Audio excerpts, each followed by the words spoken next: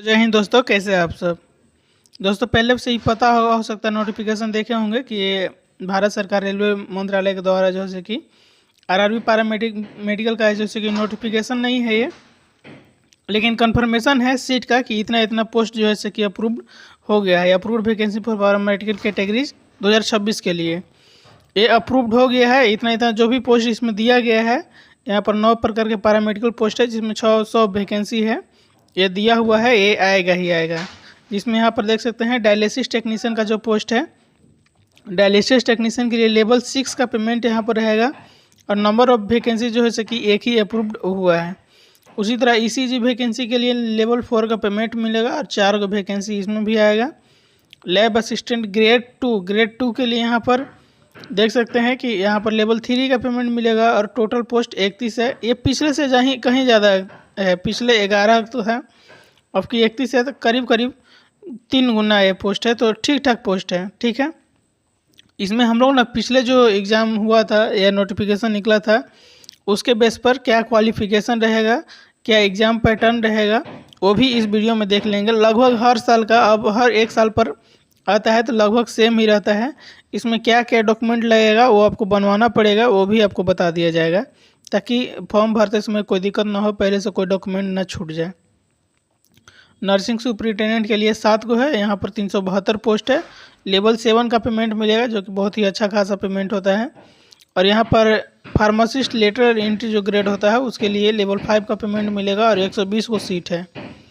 उसी तरह यहाँ पर मतलब मलेरिया इंस्पेक्टर के लिए लेवल 6 का पेमेंट मिलेगा और 43 को सीट है। हालांकि इस सबका जो डिटेल क्वालिफिकेशन आएगा तो पता चलेगा कि हेल्थ एंड मलेरिया इंस्पेक्टर चाहे जिसमें भी किसी में हो वो क्या क्वालिफिकेशन रहेगा। ऑप्टोमेट्रिस्ट का है, ऑडियोलॉजिस्ट का है। यहाँ पर यानी कि टोटल 600 पोस्ट पर वैकेंसी आएगा। ये अप्रूव्ड हो चुका है, ये 1 मंथ में है या 2 मंथ में है, ये फिक्स है कि आना है। ये देखो 2023-25 CN 325 जो 2025 में वैकेंसी आया था ना, उसके बेस पर देख लेते हैं क्वालिफिकेशन क्या क्या रहेगा और क्या डॉक्यूमेंट लगेगा। डॉक्यूमेंट में तो सबसे पहले आपको जो है कि यहाँ पर जो भी जातीय आवासीय है ये सभी बनवा लेना पड़ेगा, क्योंकि ये जो है करंट फाइनेंशियल ईयर का मांगता है। तो अभी जो मार्च है, अप्रैल मार्च के बाद से होना चाहिए। तो अभी से आप अप्लाई कर दीजिए ताकि कभी मान लीजिए एक बार अप्लाई किए नहीं बन पाया, किसी भी प्रकार से रिजेक्ट हो गया तो आपको समय है कि दोबारा अप्लाई करके बनवा सकते हैं।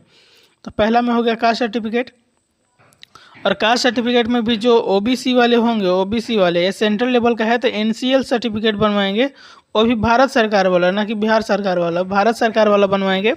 वो भारत सरकार वाला ही एनसीएल इसमें लगेगा। यहाँ पर क्वालिफिकेशन देखेंगे दोस्तों तो ये क्वालिफिकेशन दिया हुआ है, इसको थोड़ा सा जूम कर लेते हैं। देखिए ये जो क्वालिफिकेशन है ना नर्सिंग सुपरिटेंडेंट के है, नर्सिंग सुपरिटेंडेंट के लिए इसके लिए होना चाहिए कि सबसे पहले तो रजिस्टर्ड होना चाहिए और उसके साथ साथ मिनिमम 3 साल का जो होता है जीएनएम वो पास आना चाहिए, या फ्रॉम कभी किसी भी जो है कि रिकॉग्नाइज्ड यूनिवर्सिटी से। अगर वो नहीं है तो आपको बीएससी नर्सिंग होना चाहिए, वो भी इंडियन नर्सिंग काउंसिल जो है वहाँ से रजिस्टर्ड होना चाहिए। ठीक है, तब आप भर पाएंगे। यहाँ पर कोई एक्सपीरियंस का यहाँ पर नहीं मेंशन किया गया है कि एक्सपीरियंस चाहिए। ये जो है डिप्लोमा जो हीमोडायलिसिस टेक्नीशियन है उसके लिए इसको बीएससी चाहिए, प्लस में बीएससी किसी भी एथी से होना चाहिए, प्लस में हीमोडायलिसिस का डिप्लोमा सर्टिफिकेट होना चाहिए और 2 साल का जो है कि हाउस या ट्रेनिंग एक्सपीरियंस होना चाहिए, तब ये फॉर्म भर पाएंगे।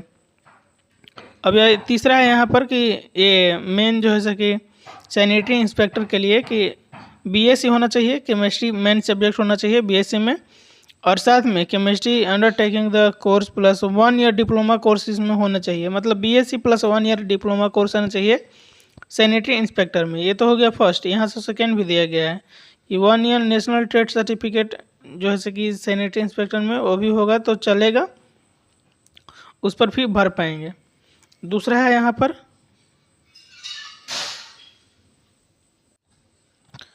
इसमें जो फार्मासिस्ट हैं उनके लिए 10+2 साइंस से होना चाहिए, प्लस में डिप्लोमा जो फार्मेसी रखते हैं वो भर सकते हैं, उनको रजिस्ट्रेशन होना चाहिए। फार्मासिस्ट जो है कि एक्ट 1948 का बना हुआ है इससे, या यहाँ पर बैचलर डिग्री होना चाहिए फार्मेसी में और वो भी रजिस्टर्ड होना चाहिए तो भर सकते हैं, यानी कि डी फार्मा और बी फार्मा दोनों भर सकते हैं।